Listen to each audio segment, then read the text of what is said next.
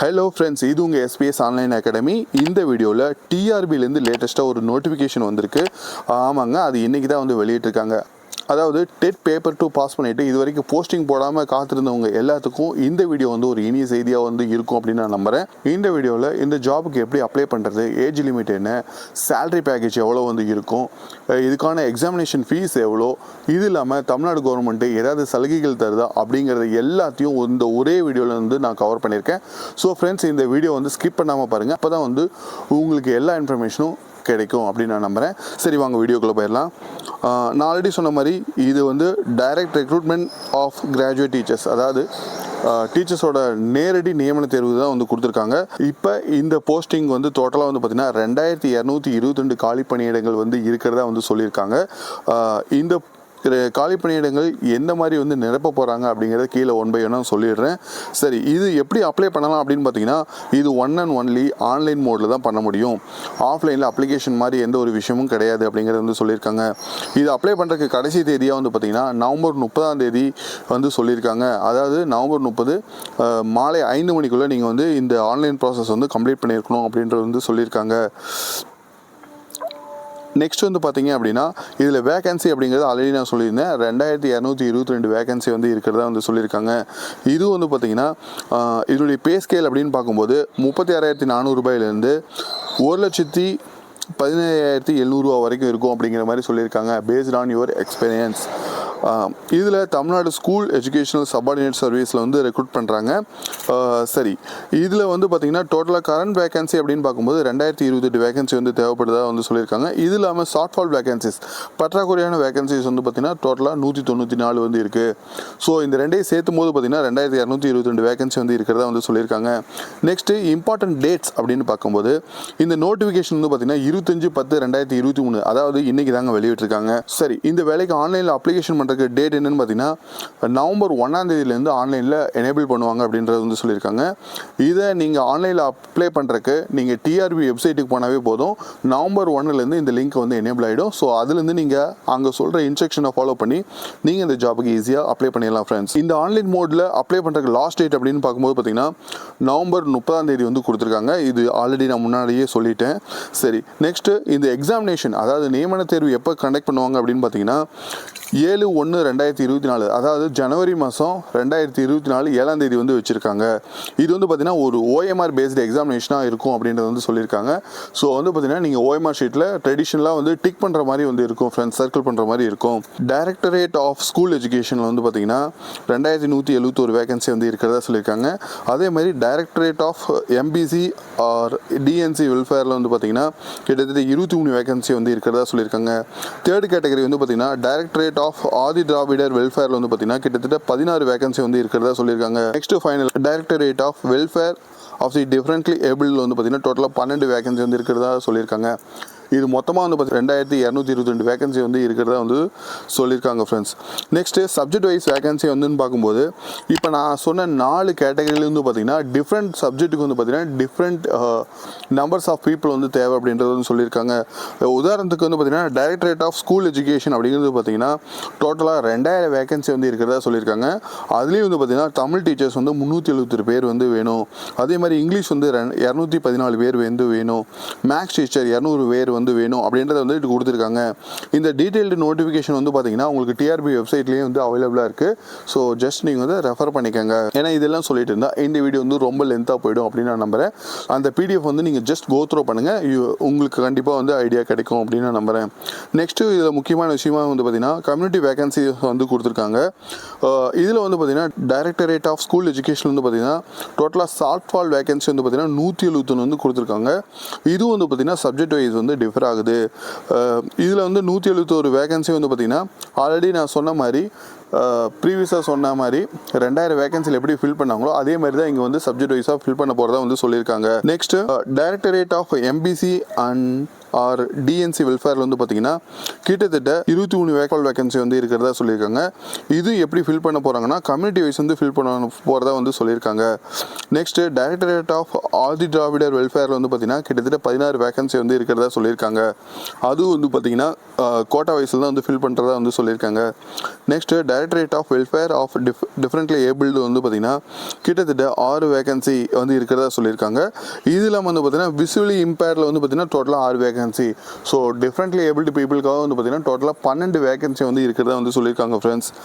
Next reservation அப்படின்னு பார்க்கும்போது இதில் 2 டைப் ஆஃப் ரிசர்வேஷன் வந்து கொடுக்குறாங்க. ஃபர்ஸ்ட் ஒன்று வந்து பார்த்தீங்கன்னா வெர்டிகல் ரிசர்வேஷன்.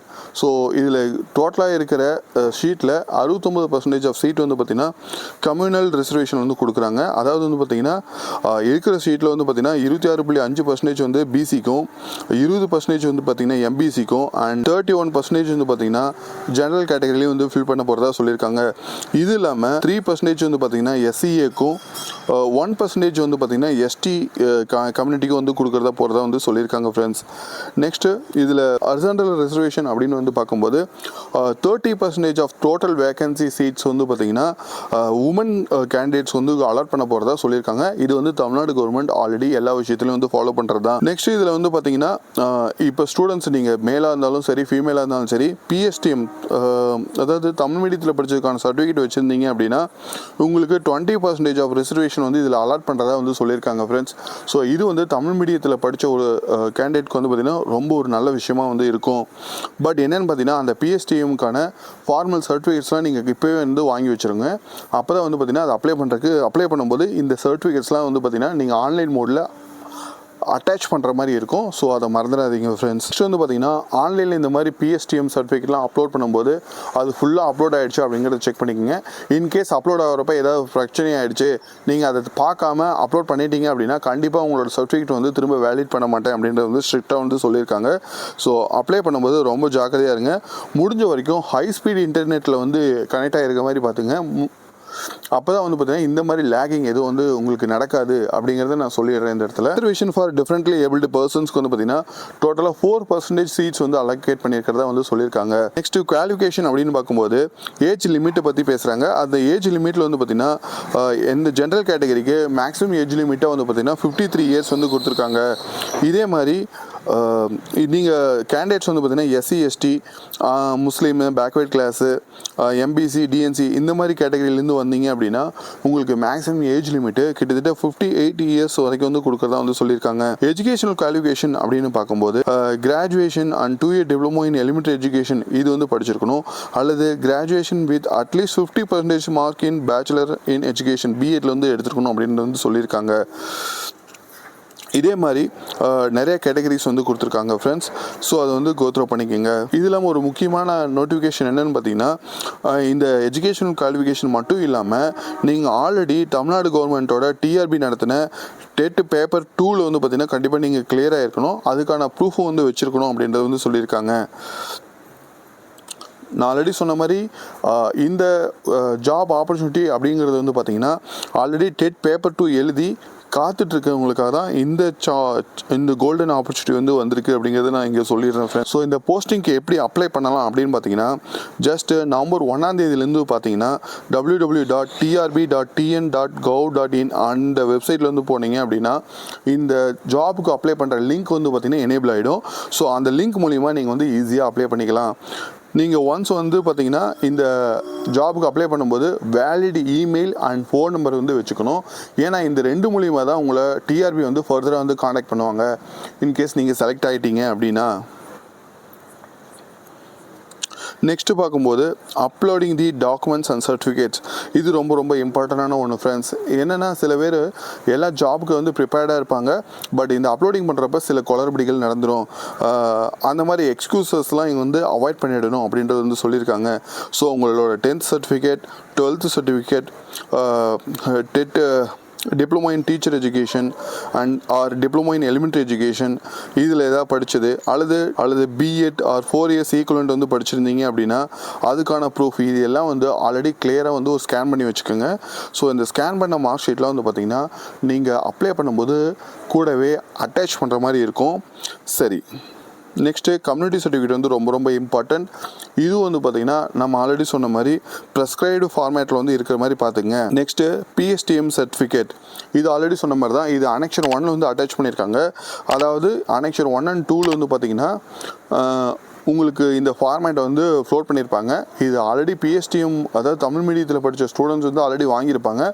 ஒரு சில பேர் இந்த ஆப்பர்ச்சுனிட்டியை மிஸ் பண்ணியிருப்பீங்க.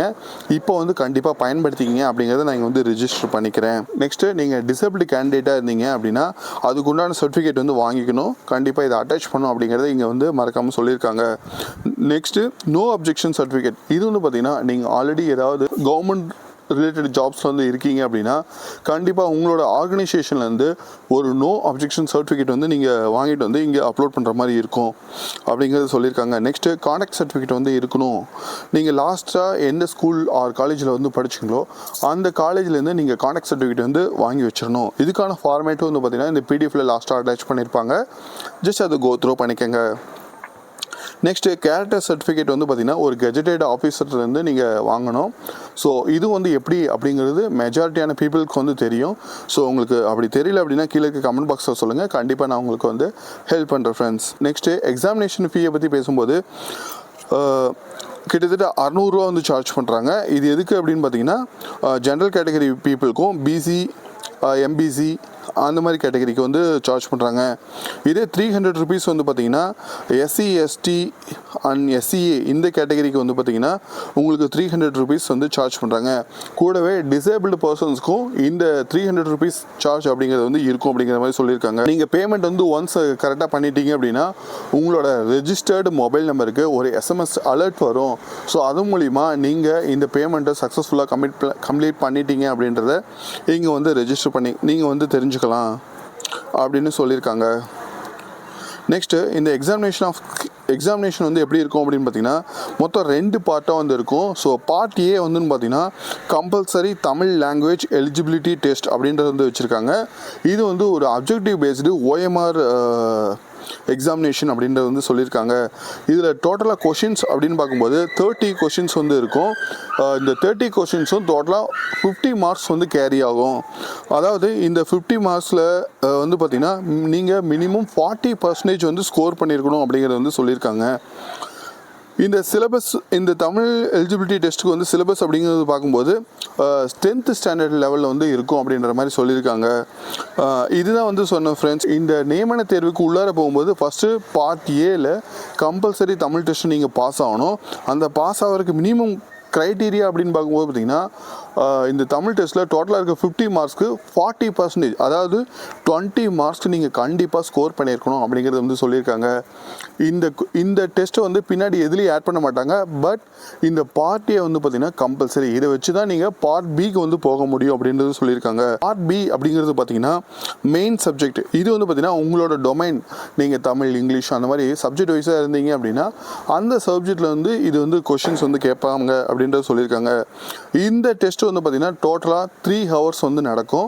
பார்ட் Aல பாஸ் ஆனவங்க, அதாவது 40% ஆஃப் மார்க்ஸ் வந்து ஸ்கோர் பண்ணவங்க இந்த பார்ட் B எக்ஸாமுக்கு வந்து பார்த்திங்கன்னா அப்பியர் ஆவீங்க. இந்த எக்ஸாம் 3 ஹவர்ஸ் வந்து நடக்கும். இதில் டோட்டலாக 150 கொஷின்ஸ் வந்து இருக்குது. இந்த 150 கொஷினும் வந்து பார்த்திங்கன்னா டோட்டலாக உங்களுக்கு ஒவ்வொரு மார்க் வந்து கேரி பண்ணும். ஸோ டோட்டலாக 150 மார்க்கு தான் வந்து நீங்கள் டெஸ்ட் எழுத போகிறீங்க. இதுலேயும் வந்து பார்த்திங்கன்னா மினிமமாக பாஸ் ஆகிறதுக்கு வந்து பார்த்திங்கன்னா 40% ஆஃப் மார்க், அதாவது 150க்கு நீங்கள் கண்டிப்பாக 60 மார்க் எடுத்திருந்தீங்க அப்படின்னா தான் உங்களை இந்த நியமன தேர்வுக்கு கன்சிடர் பண்ணிப்பாங்க. இதுலேயும் வந்து பார்த்திங்கன்னா டாப் ரேங்கிங்கில் வச்சு தான் உங்களை வந்து ஷார்ட் லிஸ்ட் பண்ணுவாங்க. இந்த நியமன தேர்வுங்கிறது வந்து பார்த்திங்கன்னா வெறும் பார்ட் B மார்க் வச்சு மட்டும் இருக்காது. பட் இந்த பார்ட் Bயில் மினிமம் 60 மார்க் வந்து நீங்கள் ஸ்கோர் பண்ணியிருக்கணும் அப்படிங்கிறது வந்து சொல்லியிருக்காங்க. நெக்ஸ்ட்டு சிலபஸ் அப்படின்னு பார்க்கும்போது ஆல்ரெடி நான் சொன்ன மாதிரி ஒவ்வொரு டொமைன் சப்ஜெக்ட்டுக்கு ஏற்ற மாதிரி, இப்போ நீங்கள் Tamil, English, mathematics, science, social science அப்படின்னு இருந்தீங்கன்னா ஒவ்வொரு கேட்டகரிக்கும் சிலபஸ் எது இதில் கவர் பண்ணியிருப்பாங்க அப்படிங்கிறத இந்த பேஜில் வந்து கொடுத்துருக்காங்க. இதுக்கான டீட்டெயில்டு சிலபஸ் வந்து பார்த்திங்கன்னா ஒவ்வொரு டொமைனுக்கும் TRB வெப்சைட்டில் வந்து அவைலபிளாக இருக்குது அப்படின்றது வந்து சொல்லியிருக்காங்க. ஜஸ்ட் நீங்கள் அதை டவுன்லோட் பண்ணி கோத்ரோ பண்ணிங்க ஃப்ரெண்ட்ஸ்.